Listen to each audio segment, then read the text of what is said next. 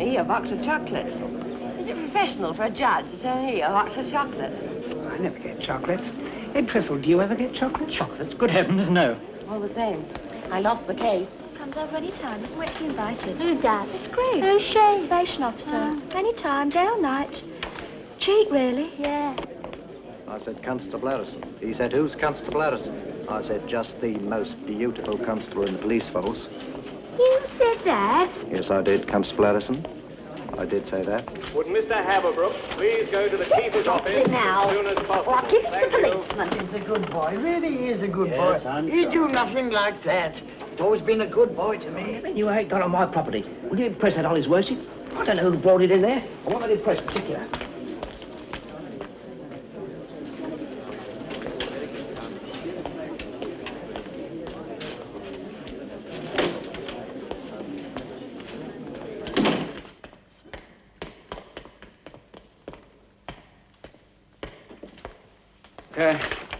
Mr. Morgan-Hall to see Mr. Fowle. Order.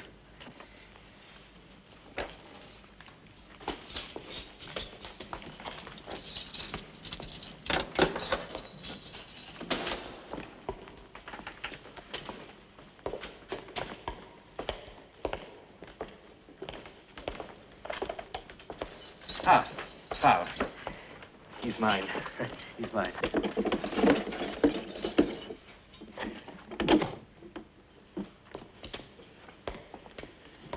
Thank you. Ah, Mr. Fowle. Not trying to escape, I pray? Epping Forest. What was that you said? I think I can see Epping Forest. Well, I've no doubt you can, my dear fellow. Why should you want to see Epping Forest? Well, it's the home stretch. Is it? I thought I could get a glimpse of the green between the chimneys and that shed. Look, get down. Get down. It's not wise to be up here forever trying to look out. Now, come on. Yes. There's a mean, sneaking wind around. Quite treacherous. Treacherous? Yes, yes. You never know what a nasty, sneaking wind can do. I don't want anything of that sort to catch you before, Before what? Now, you just sit there, quietly, relaxed in the warm, and I shall introduce myself. I am Morgan Hall. Morgan Hall? Yes, Morgan Hall, the barrister. I'm sorry. Why? Barrister, that's very bad. Oh, well, do you know why is that so bad, eh? Oh, when a gentleman of your stamp goes wrong, it's, well, it's a long fall. Why do you say that? It's different for an individual like me. I only kept a small seed shop. Yes. Yes, I see. Mr. Fowle, we are going to remain very calm. We are going to remain very lucid. And we are going to arrive at some very important... Birdseed, of course. I'm sorry, what was that you said? Birdseed. Individuals down our way kept birds mostly. Budgies and canaries. The budgies talked. Lots of lonely people down our way. They kept them for the talk. Mr. Fowle, I am a barrister. Oh, tragic. I'm here to help you. Well, we'll help each other. Yes. Oh, dear Fowle. Oh, dear, oh, dear. I can see, Fowle. I can quite see how you become bewildered. You think that I am in trouble as well. Then I have some very good news for you. I am free. I can leave here whenever I like. Can you? Of course I can. Yes, whenever I like. The police are my friends. Family all well? I never married. Rent paid up? Oh, a week or two owing, perhaps. A temporary lull in the business, nothing at all. This case will soon put an end to all that. Which case? Your case. My Case. Your case, Mr. Fowle. Oh, that's not important. What? I beg your pardon. Well, the flavour's gone out of it. But we're only just at the beginning. Yeah, I can't believe it's me concerned. Mr. Fowle. Mr. Fowle. It is you concerned. Never, ever let yourself forget that. You see, that is why you are in here. I just can't seem to bother with it. You seem, if I may say so, Mr. Fowle, to have adopted an unpleasantly selfish attitude. Selfish? Dog in the manger. Dog in the manger? Yes, unenthusiastic. What do you mean unenthusiastic? Fowle, I'm sorry, Fowle. I didn't mean that. I'm sorry. But there's so much of this about nowadays, so much of this ready-made entertainment. All these free billiards, national health, television. There's not the spirit of fraud that there used to be. You feel that? Fowle, whatever I've done, I've always been mustard keen on my work. I've never lost the vision, Fowle. In all my disappointments, I've never, ever lost the love of the job. The position in life to which you've obtained to. Precisely. Yeah.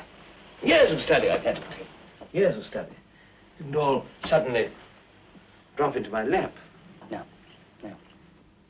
I've never studied. Years of study.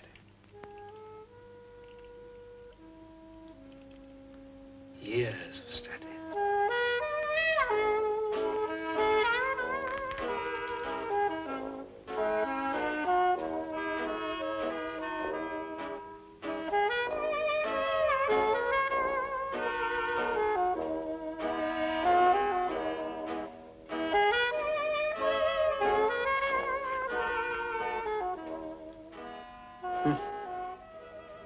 Been years.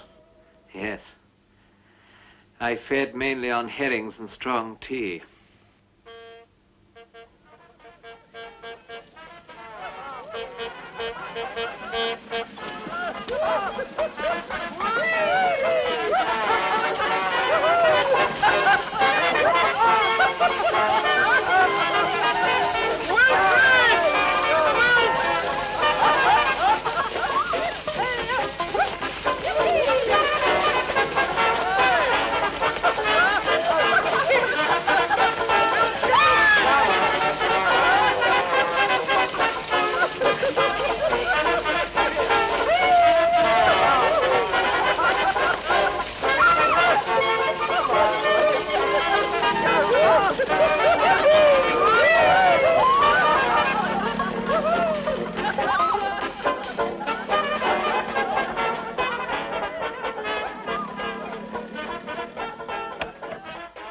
Want to hear some Latin?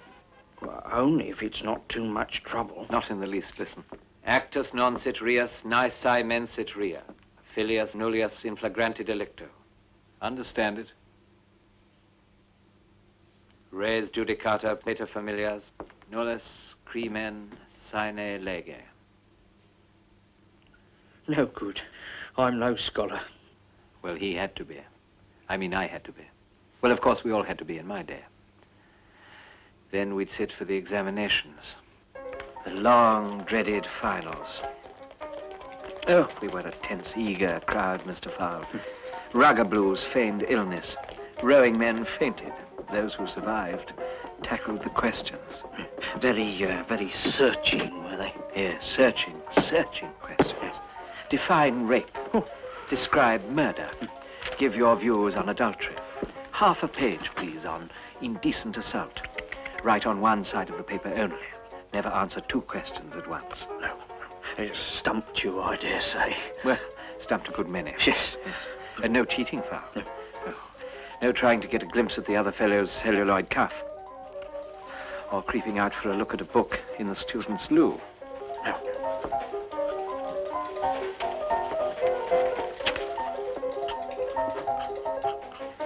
But when it was over... Went on vacation. It was a beautiful, long summer. Pleasant for you. A desperate round of tennis parties. We all tried to snatch at pleasure that summer, if I remember rightly. But we were anxiously waiting.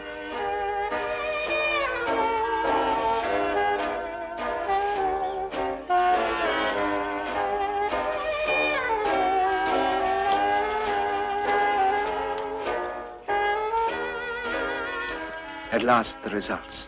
The results of the examinations. What's it say? I passed. Oh, well done, well done. Third class. Well, still, you'd scraped home. That's what I thought. That's what I thought, Mr. Fowle, when they painted my name up on my London chambers. It was my own room. Soon it would be filled with clients.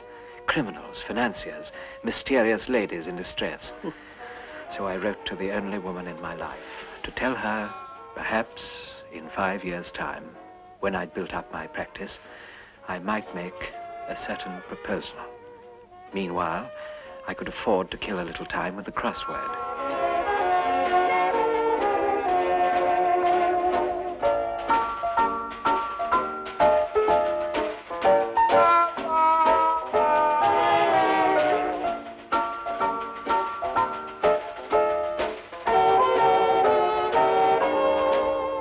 Doing some pretty big cases now, Dance of large fruit.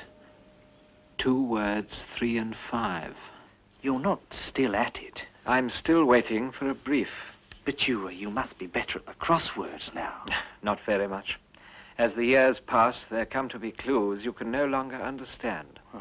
So all that training... Wasted. The talents rust. And the lady? Went down with her ship.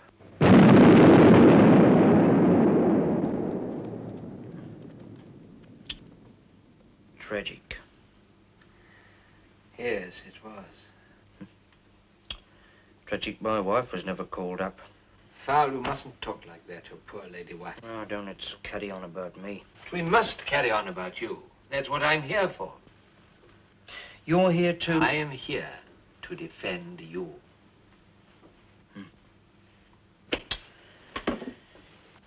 Can't be done. Why ever not? I know who killed her. Who? Me.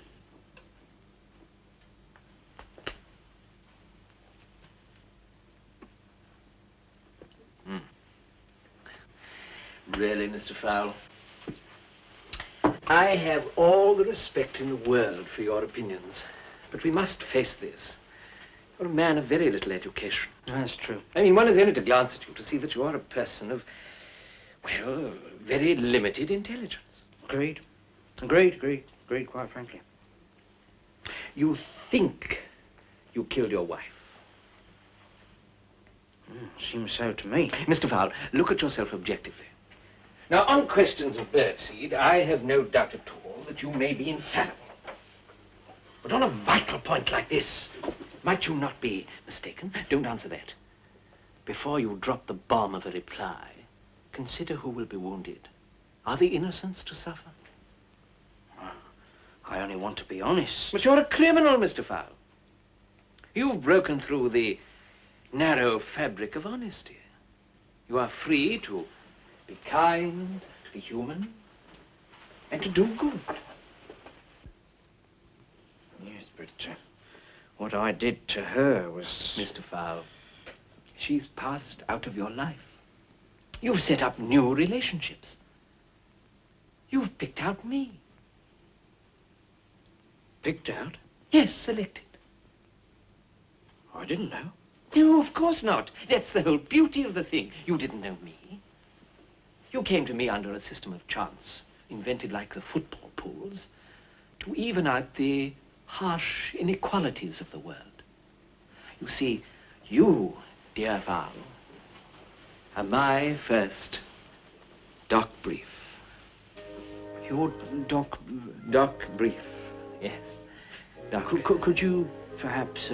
Brief. Explain the Doc Brief. Yes, of course I can, yes. Now then, criminals who have no money and no friends, luckily you're one of them, are entitled to choose any barrister sitting in the courts to defend them. Barrister gets a brief and is remunerated on a modest scale. Busy lawyers, wealthy lawyers, lawyers with nice, well-paid cases coming on, leave the court at the double when a Doc Brief is about to be given away.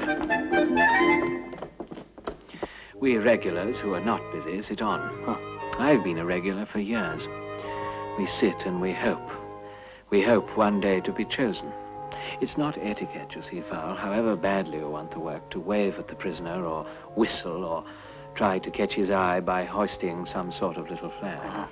I didn't know. Yes, yes. But what you can do is choose the most advantageous seat. The seat any criminal would naturally point at. It's the seat under the window. And for 10 years, my old friend Tuppy Morgan bagged it each day at 10. Almost once a year, a criminal pointed him out.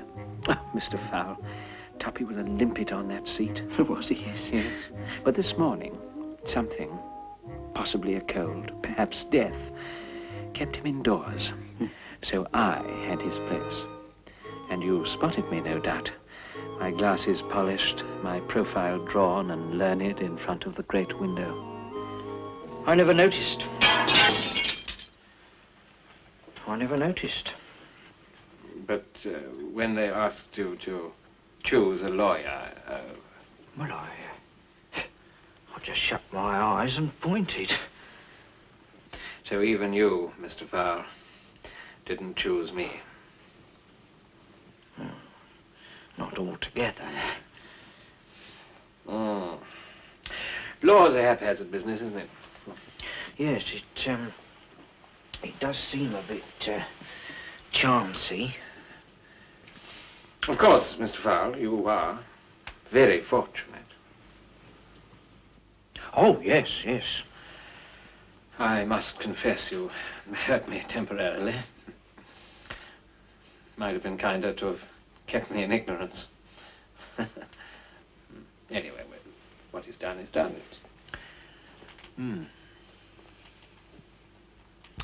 And Fowl, Yes, sir? try to remember that you're dealing with a fellow man. And all the hopes that I've pinned on you. Well, yes, I will. Of course I will. Good. Well, now, come along. Let's get down to business.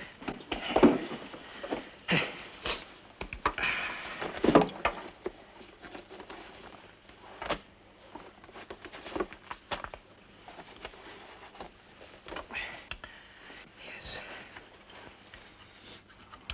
Get our minds in order. Yes. Sort things out. Oh. Now then. Now, there's this wife of yours, Doris? Doris. A bitter, unsympathetic woman. No. She was always cheerful. She loved a joke. Oh, if I were you, I should be very careful about that, Fowl. But I will, but, I mean, if you'd known Doris, she laughed all day. And all night. All night. Yes. And what sort of jokes did this Doris appreciate? Well, all sorts. Pictures in the paper, jokes on the wireless, laughs in crackers. She kept them from Christmas to Christmas and trotted them out in August. Yes. Radio. Jokes. If we'd ever had the telly, dear oh me. Yes. No telly. No. You couldn't share them, Fowl? Well, not to the same extent. I didn't always see the funny point. Yes. Yes. No point. And then, of course, you'd quarrel violently. Oh, no. No.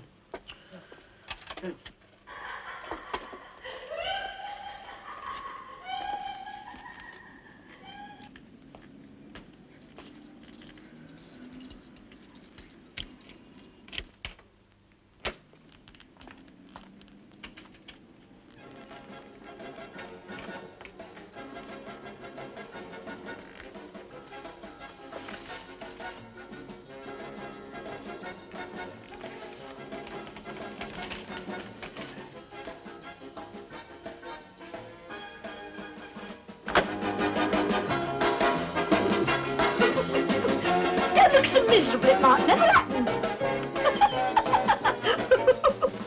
She said that every night when I came home. Where'd you get that miserable face from?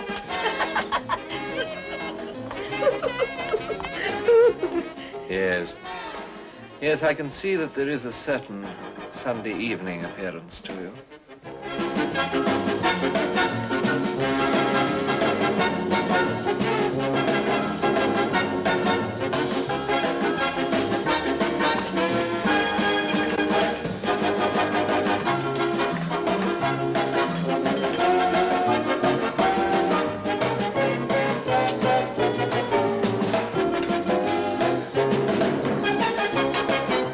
Cat got your tongue? Play us a tune on that old fiddle face. Where's the funeral? Hey, I say, my dog's got no nose. How does he smell? Disgusting. Here, hey, can you tell me what is it's got 22 legs, 2 wings, and is yellow all over? I don't know. A Chinese football team. You see, I couldn't always laugh. She'd be doubled up across the table, gasping as if her lungs was full of water. In fact, I've sown so many wild bits of cereal for the Sunday papers. Dig this! Benny Brett and the corn spreaders with wild oats. Oh, no! No, damn you! What are you going to be so miserable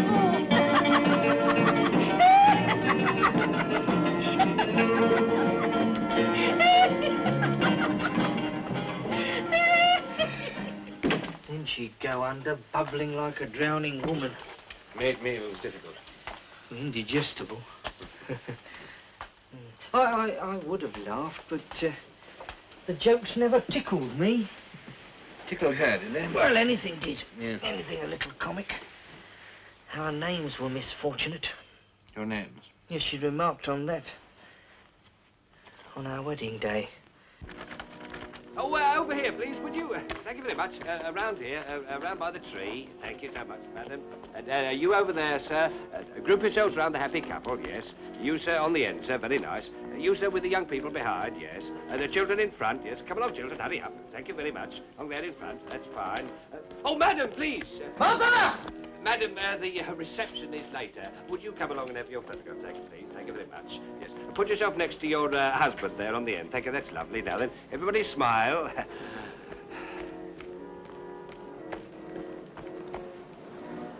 All right, Mrs. Fowl. Now we're cock and hen, aren't we, old bird? Cock and hen.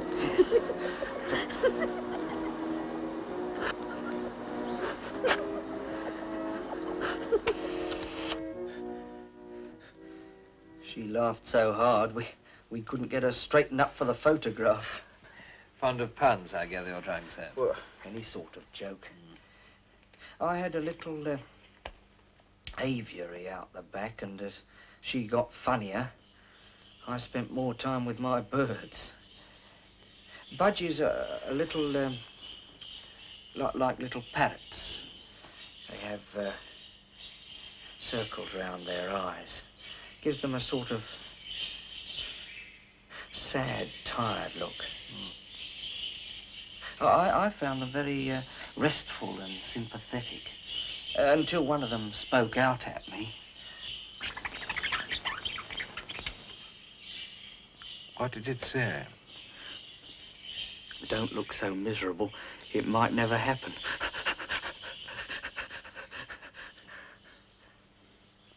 She taught it during the day while I was out at work. It didn't mean to irritate. It was wrong of her, Fowl, to lead on your bird like that. Yes. Yes. It wasn't him that brought me to it. It was Bateson, the lodger.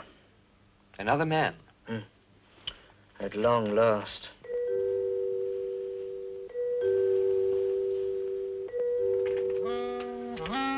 Evening. Good evening. This is the Fowl House? It is Mrs. Fowl? Yes, that's right. Come in. Fowl Well, let me introduce myself. I'm Frank Bateson. I need a room. It just so happens I saw the ad Mr. Fowl put up down the sweet shop. You know, humorous type of lodger required. What it said? Yeah. That appealed to me because I like a joke. You do?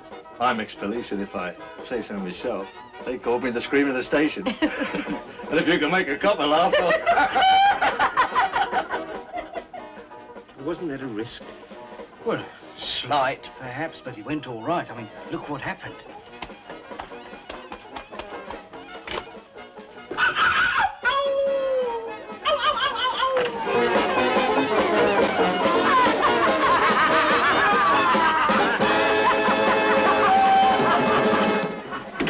They were always laughing together. Maddening. Yeah, he knew more jokes than she did. Trying to steal her away before your eyes. That's what I thought.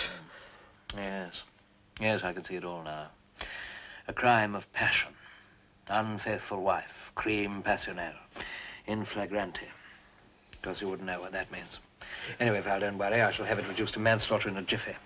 A wronged husband, and there's never a dry eye in the jury box. Continue.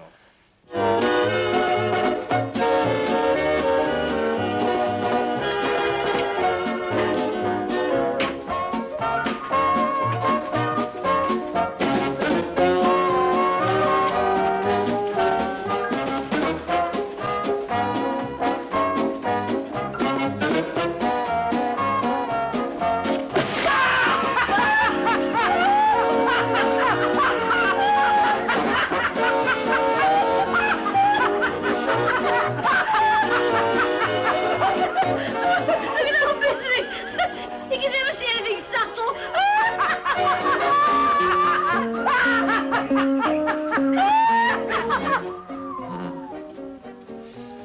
Galling for you, of course. Terribly galling. I thought all was well. They were getting so friendly. Yes, I thought I wouldn't have long to wait.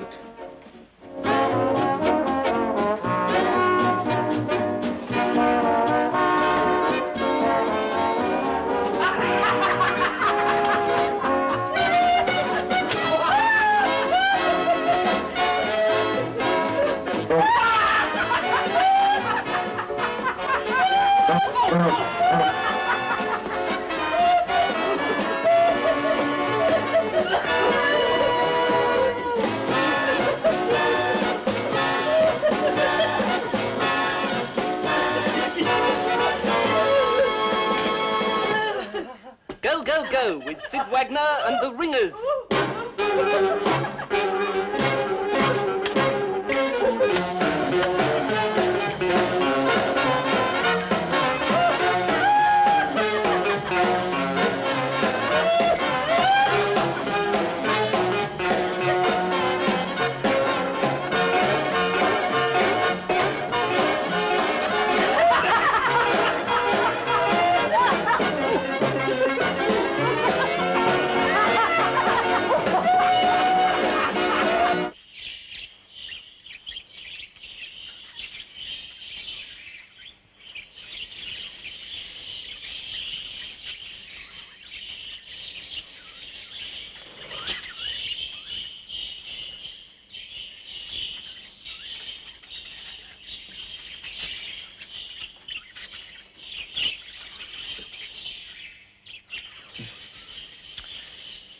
I spent more and more time with my birds. I used to come home late and always be careful to scrunch the gravel at the front door so they could...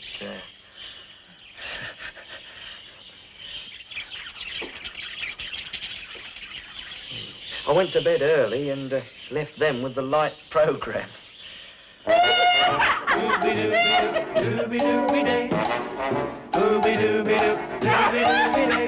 Oh, whoa, whoa, whoa, yeah, yeah, yeah.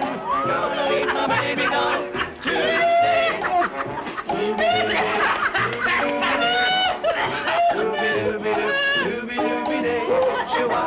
Shoo-wah, yeah, yeah, yeah. I'm to the movies in a brand new car. Really is great watching the show, holding hands with my baby in the third back row. Yeah, yeah, yeah. Ooh, I love the conversation, but we're not getting far.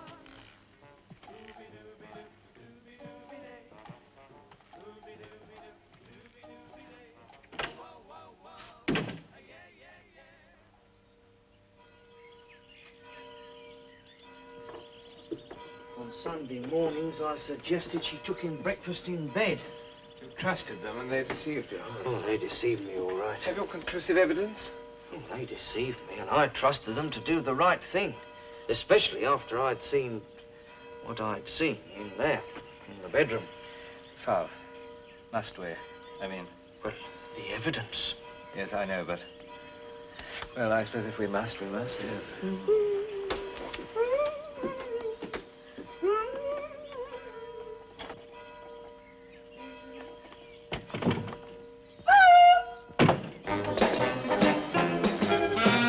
Two nice kidneys. Oh, lovely, dear.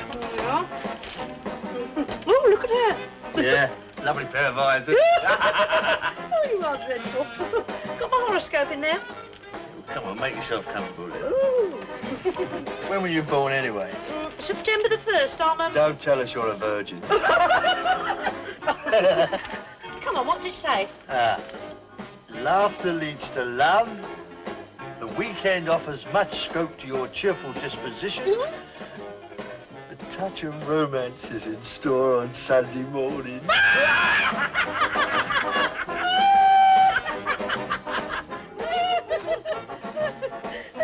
Now, seeing them like that, you'd think he'd do the right thing, wouldn't you? But he didn't. Mr. Farr, I'm not sure that I'm getting the drift of your evidence.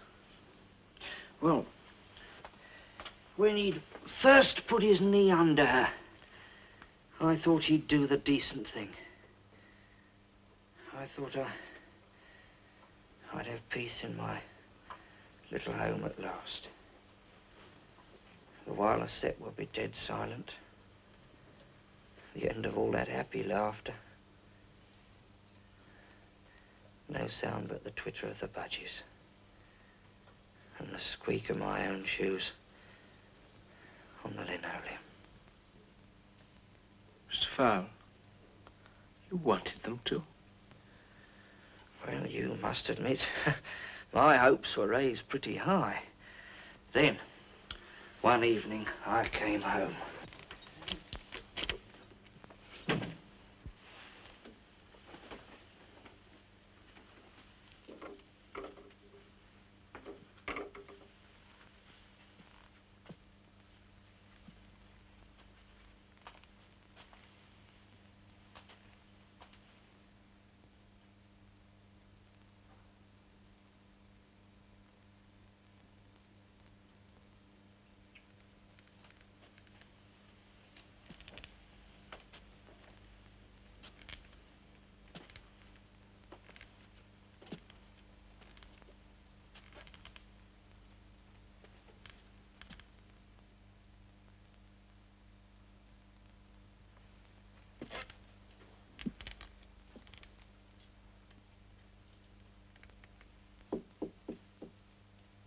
Hello?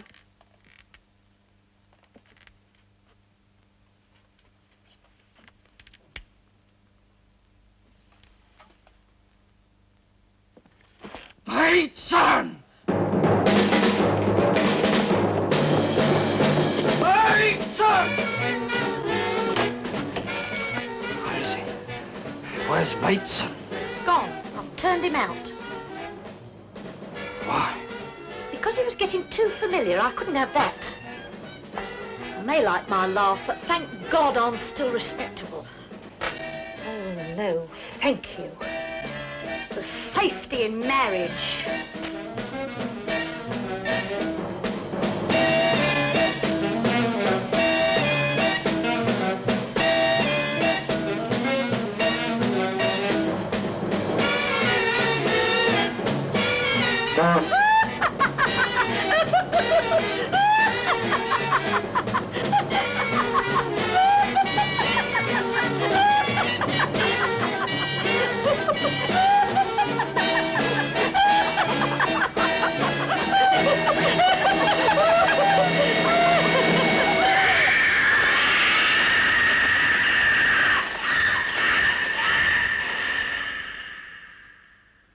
I realize I did wrong. Could have left. Who'd have fed the birds? That thought was uppermost. So it's not a crime of passion. No. No, if you put it like that, no. Foul, I've worked and I've waited for you. Now you're the only case I've got. And the most difficult. I'm sorry. I mean, a man could crack his head up against a case like you and still be far from a solution. Can't you see how 12 honest hearts will snap like steel when they learn that you ended up your wife because she wouldn't leave you? If she had left, there wouldn't have been the need. No, there's no doubt about it. There's no doubt about it. As I look at you now, I can see that you're an unsympathetic figure. Yes, well, there it is. Yes, yes. I shall need a brilliant stroke to save you. Brilliant stroke. Unexpected move. Something pulled out of a hat.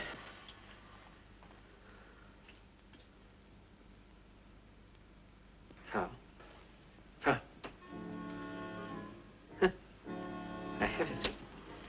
I have it. Quite brilliant. The surprise witness. Witness? Yes, the surprise witness. Picture the scene, Mr. Farr. The courtroom is silent. The jury about to sink the accused. The prosecution flushed with victory. But wait, now it's my turn.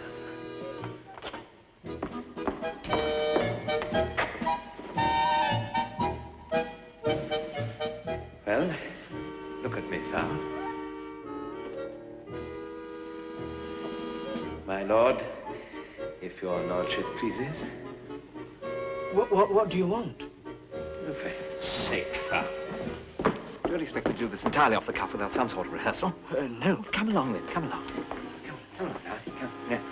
No, wait there. Just wait there, just one moment. Yes. Now, I put this towel over your head to simulate the dirty grey wig. There. You see? Already you appear anonymous and vaguely alarming. Now, Fowl, I want you to forget your own personality. You are the judge. Yes, you are Sir Tommy Banter, a small, alarmed man.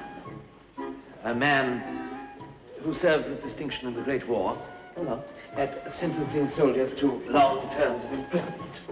In love with capital punishment, corporal punishment, punishment. A man without friends, unexpectedly adored by a great niece 3 years old. I am. You are him.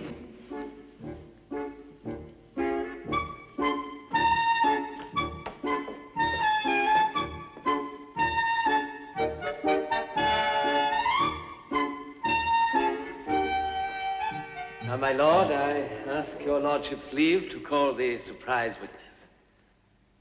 Certainly. What? Certainly.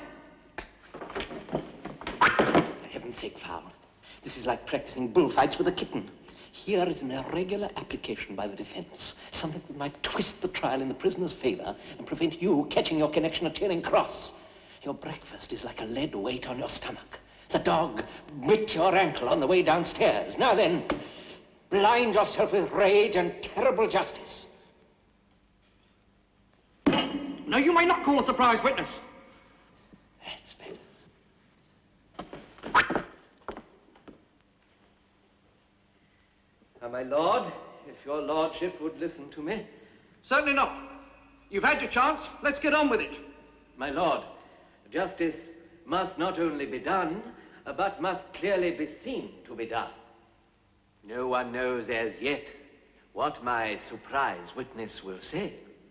Perhaps he will say that the prisoner there is as guilty in his black heart as your lordship thinks.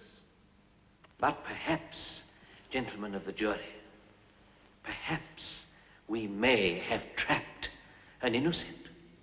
If so, shall we deny him the one door through which he might walk to freedom? Public outcry would never die down. Here, here. Here, here. What was that? The public outcry. Ah, yes. Excellent. But don't forget that you're the judge. Silence! I'll have all those noisy people put out.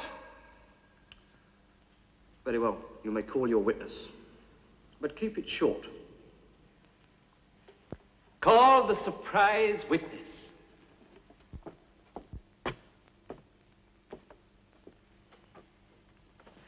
I swear to tell the truth, the whole truth. What is your name? Herbert Fowl. The surprise witness.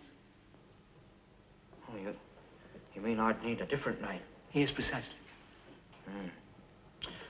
Yes, well, we're stuck there, aren't we? Oh, but surely you can think of something. Come along now. Come along.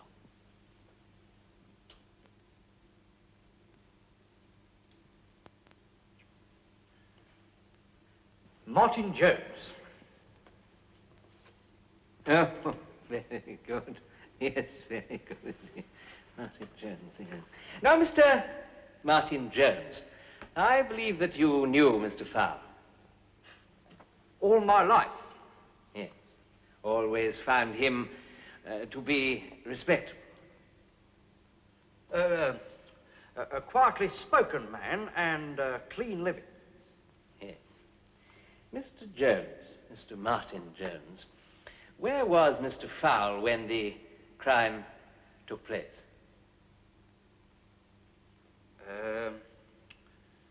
He was, My lord, would your lordship sharpen his pencil and take this down? You dare say that to him? Fearlessness, Mr. Fowle, the first essential in an advocate. Is your lordship's pencil poised? Yes, yes, get on with it. Where was the accused?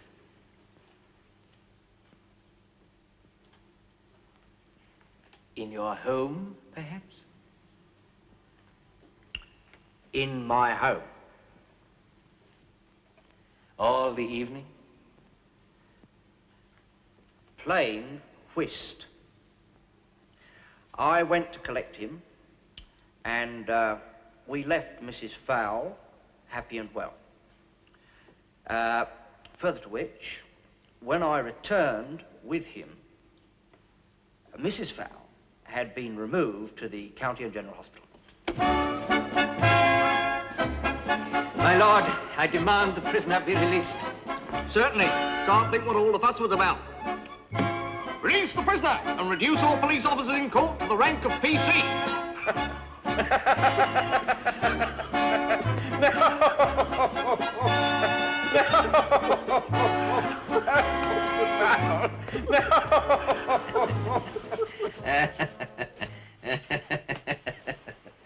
Oh, dear, oh, dear.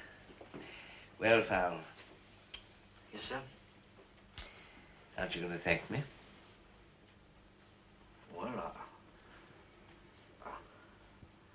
Words don't come easily to you, do they?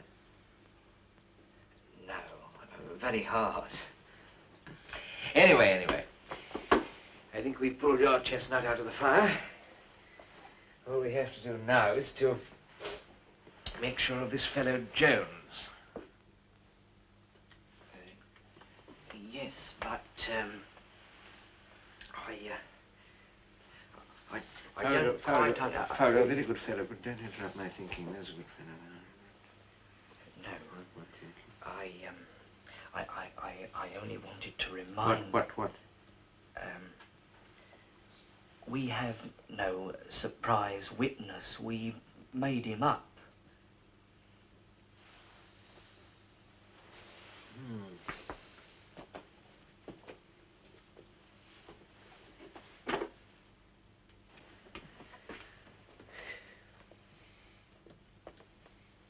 Fowle? Yes, sir. It's a remarkable thing, but with no legal training at all, you've put your finger on the one fatal weakness in our defense. I was afraid it might be so. 'Tis so.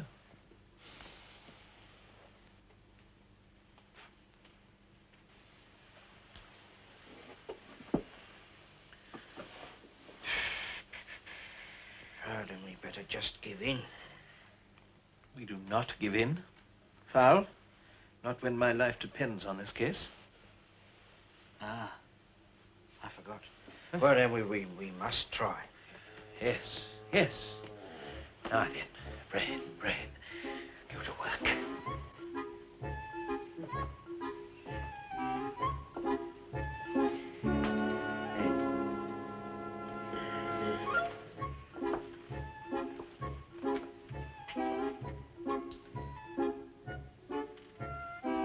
It'll come to me, you know.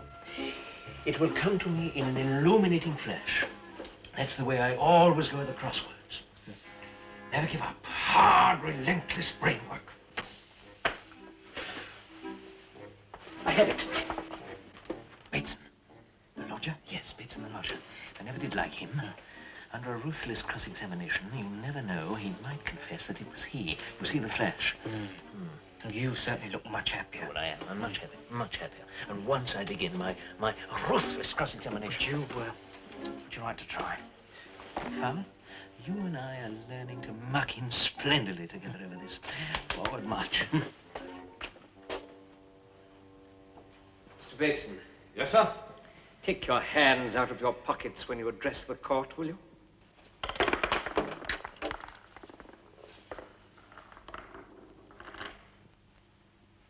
Mr. Bateson, I understand you were on very friendly terms with the prisoner's wife.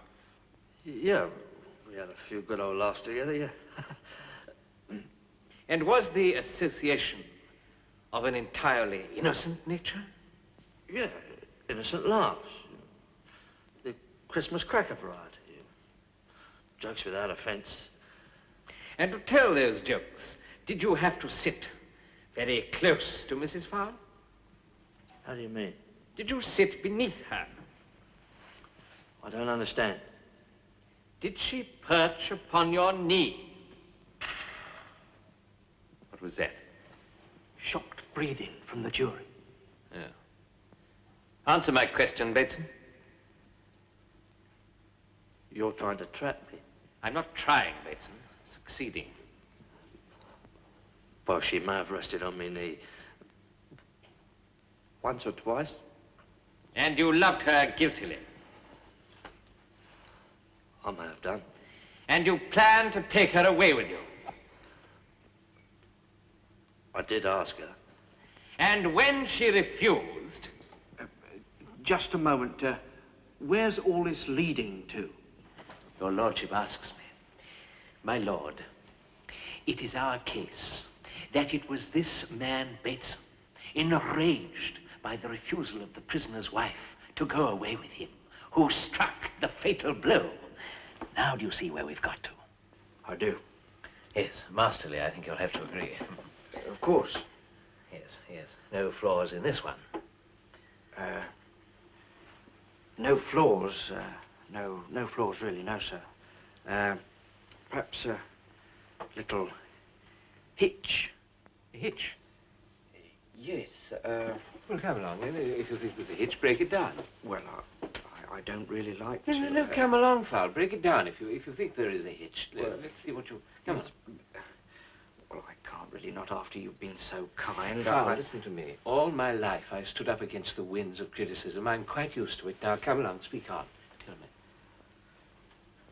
Well, as soon as he left my house, Bateson was stopped by a police officer. He'd lifted an alarm clock off me and the remains of a bottle of port.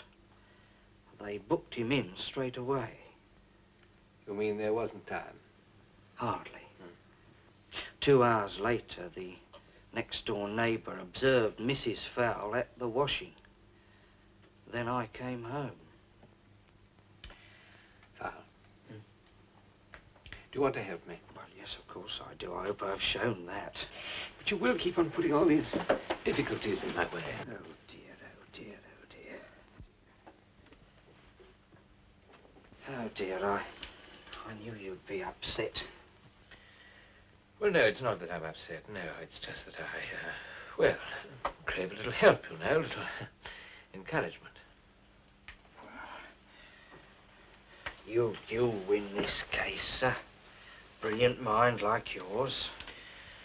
Yes, thank God it is still brilliant, yes. And all that training.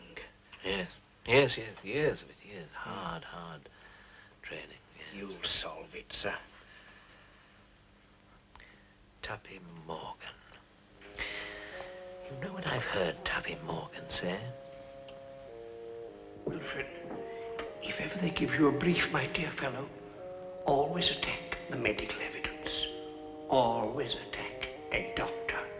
Remember, the jury's full of rheumatism and arthritis and disgusting gastric complaints, and they just love to see a medical man put through it. So go for the doctor. Go for the doctor. Go for the doctor. Go for the doctor. Would you like to try? I don't know. Don't know. Why me? Well, I don't know what a police doctor looks like. Well, they've usually got nicotine fingers. Small men, stinking of ether and carbolic. Do you think I should try? Oh, I'd enjoy it. Right.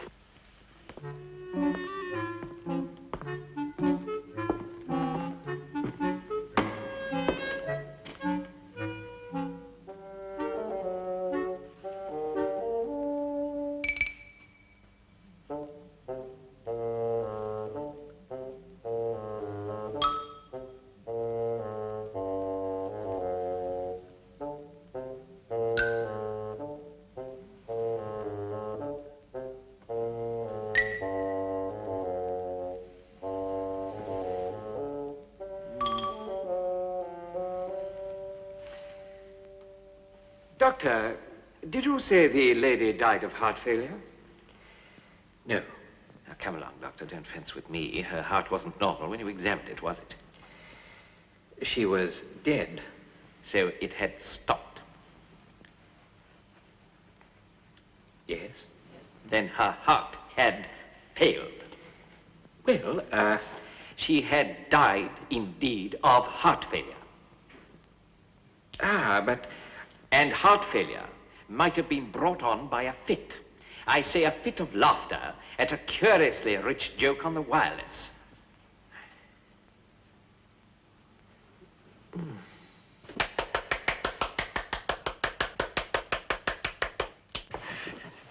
Oh, very kind, Phil.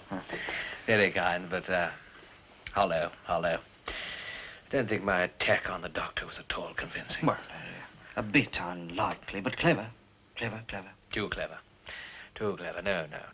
No, we're not going to win this case on science, Phil. Science must be thrown out of the window.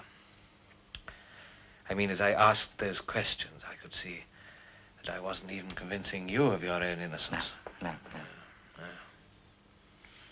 But you do respond to emotion, Phil. You do. As I do. You know, the magic of oratory. The wonderful, wonderful power of words. Well, now you're talking. And I shall talk. Oh, if only I could hear some of it. Words as grand as print. A golden tongue. A voice like a lyre to charm you out of hell. Yes, well, you lost me there for a minute. Yes. Well, I was just drawing on the riches of my classical education. Comforts me on buses and places of that sort. Yes. But I shall speak to the jury quite simply. Quite simply. I shall say... Yes? Anyway, I won't disappoint you. No. No, I shall talk for a day. Perhaps even 2 days. 2 days. And at the end, I shall say, quite simply... Yeah, the closing words. Yes, the closing words. To clinch the argument. The final, irrefutable argument. Oh, if only I could hear it. Now you'll hear it, Val. You'll hear it. Oh, yes, you'll hear it in court. Huh. And as I sink back exhausted and wipe the real tears off my glasses, judge is summing up.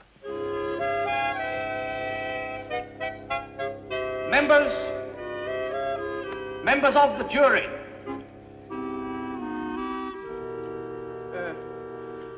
Struggling with emotion, poor old Tommy. Members of the jury.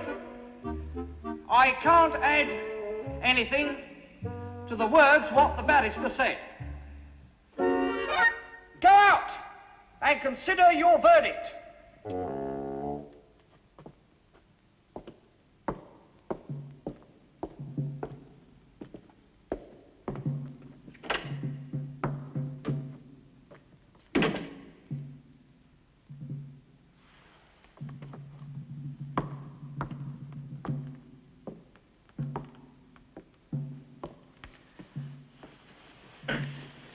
They've left the box. Yeah, just a formality. Wonder how long they'll be out. Been out a long time. Well, it must seem a long time to you, the suspense. Yes. Hope they won't disagree. Oh, I don't see how they can. Can't you? Yeah. Yeah.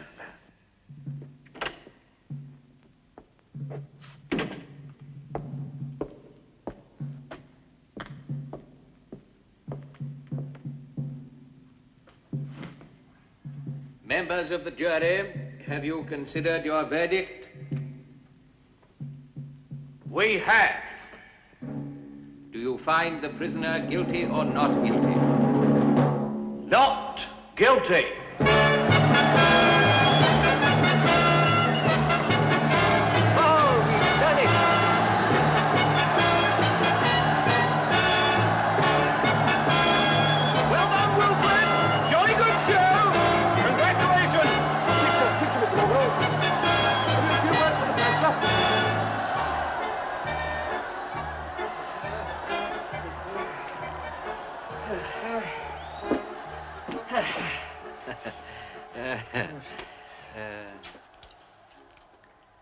The journalists dart off to their little telephones. And what now, eh? Well, they'd make you a judge, but you're probably too busy.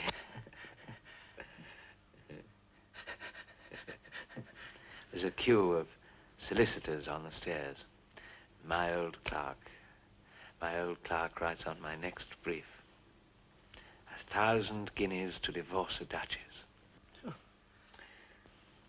There's all the questions of new clothes and laying down the port. Oh, Farrell, the wonderful new life you've brought me. Yes, well, I mean, it'll be your greatest day. Yes, it will. Yes, it will be my greatest day, yes.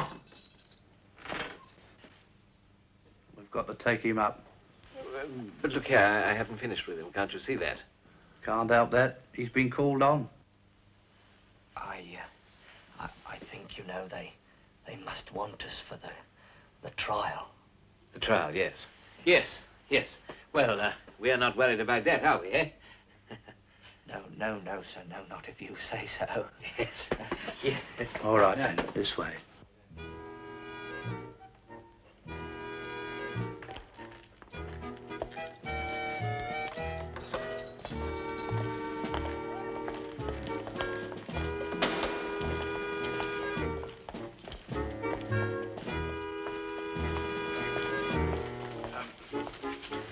Don't come with us, sir, not unless you want to land in the dock. That's stupid of me, I forgot, yes. Well.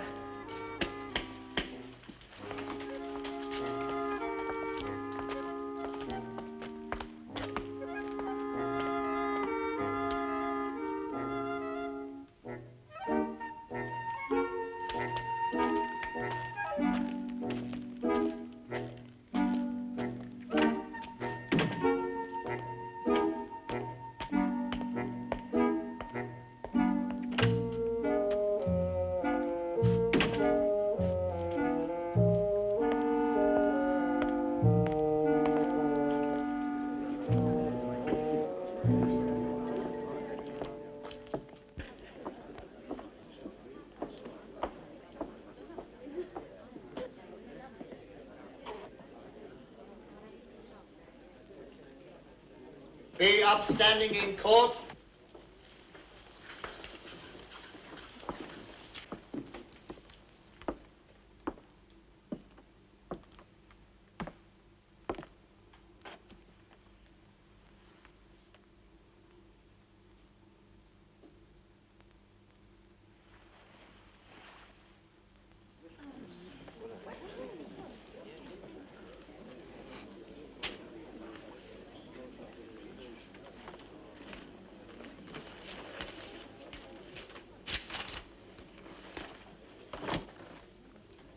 Herbert Fowle, you are charged that on the 3rd day of June last, you did willfully murder Doris Fowle at the Nest, Jubilee Road, Epping, in the county of Essex.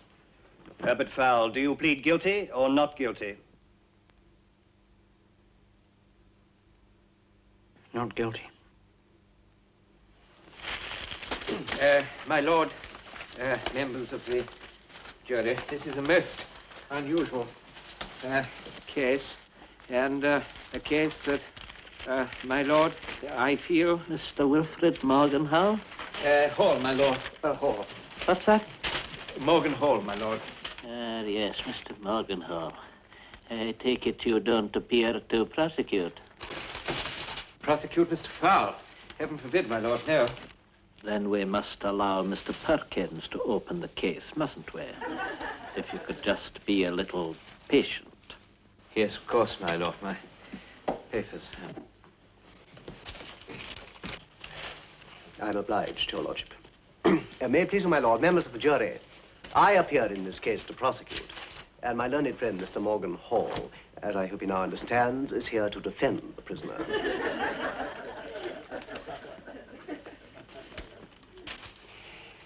May it please my lord, members of the jury,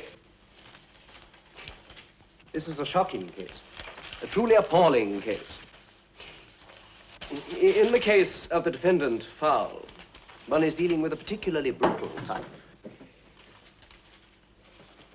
A man who apparently was quite unable to take a joke.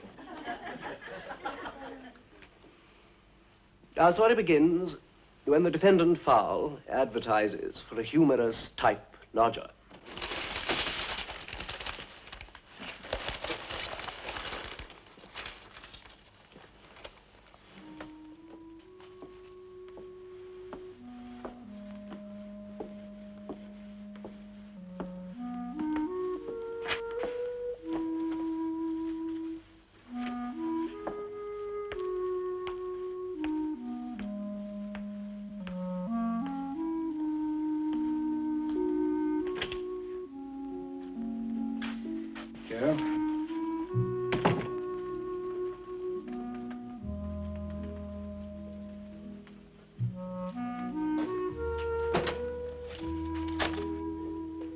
Win your case, Mr. Morgan Hall? No. No.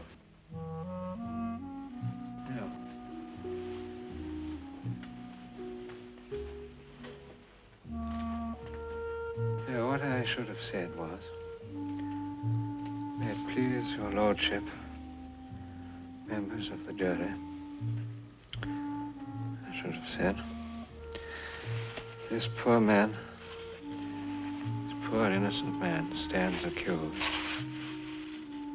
I could have got him off. I know I could have got him off. It was simply a question of the right words. The right words to sway the jury. If only I'd said, members of the jury, is there one among you who does not crave for peace? Don't you all long for a quiet life without jokes of any sort? Members of the jury.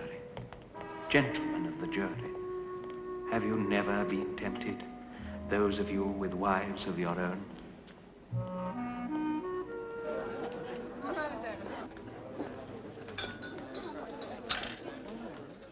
Yes, sir.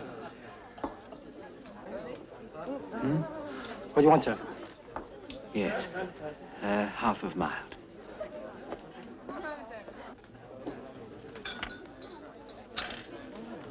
Here we are, sir. 1 shilling, please. Members of the jury, the case Trixie, a you large are brandy. called to decide. Beg your pardon. Here, let me. That's right, that one. May I? I beg pardon? Can I? Oh, yes, by all means. Keep it. Soda, sir? That's right, yes, Trixie.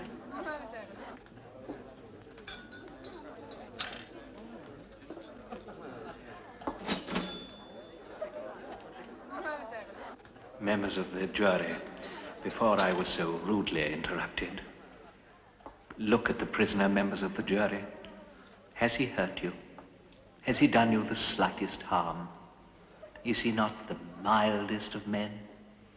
He merely took it upon himself to regulate his domestic affairs. An Englishman's home is his castle. Do any of you feel a primitive urge, members of the jury, to be revenged upon this gentle bird fancy? Do you really want to put an end to this small seed merchant? One who in happier days might have passed unnoticed among you. He is in your hands, members of the jury. Why not let him go now? Let him walk out into the sunshine, a free man.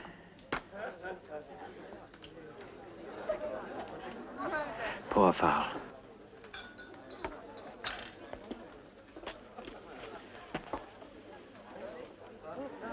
You'll be taking this very much to heart.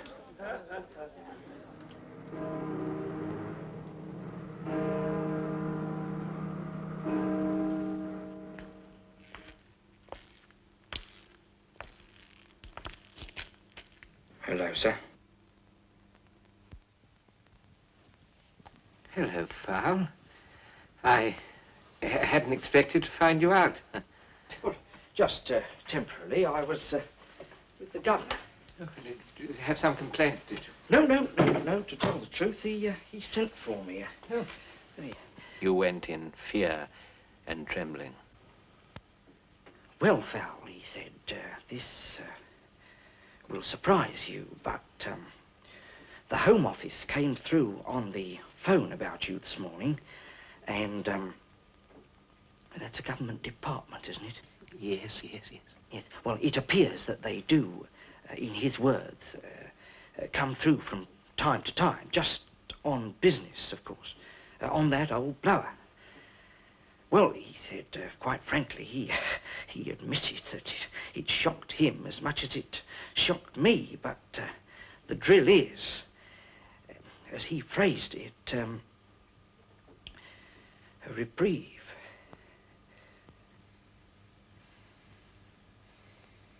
A reprieve? Yes, it's all over.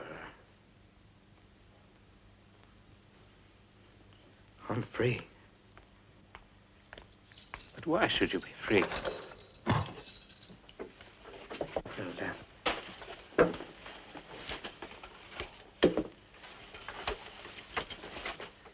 thank you. Well, it seems that the trial was no good at all. No good? But why? No particular reason. Mr. Fowl, there must be a reason. Nothing happens in law without a reason. Well, you won't care to hear. Tell me why this governor, who knows nothing of the law, should have called our one and only trial together no good. Mr. Fowl, you must answer me. My legal career may depend on it if I'm not to have wasted my life on useless trials. You really want to know? Yes. Yes. Yes. Well, he said that the barrister they chose for me was no good. An old crock, in his words. That he never said a word in my defense, and so my case never got to the jury. He said the whole thing was ever so null and void, but I'd better be careful in the future.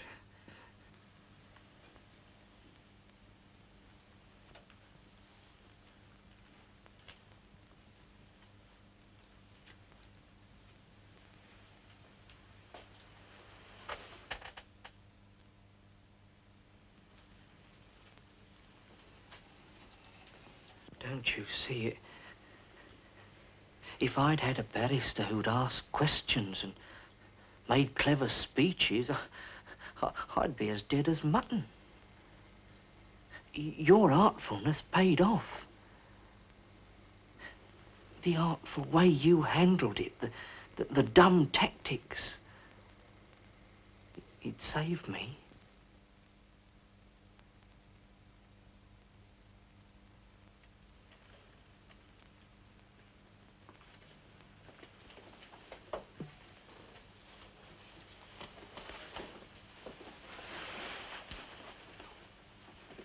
I'm alive.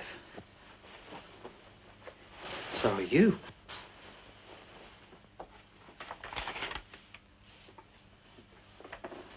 I'm free. To go back to your birds.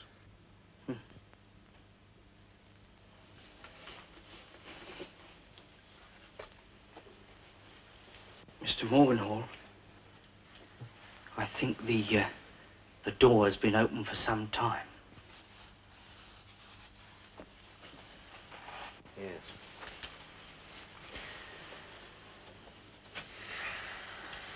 I suppose it's unlikely that you'll marry again. Unlikely, yes.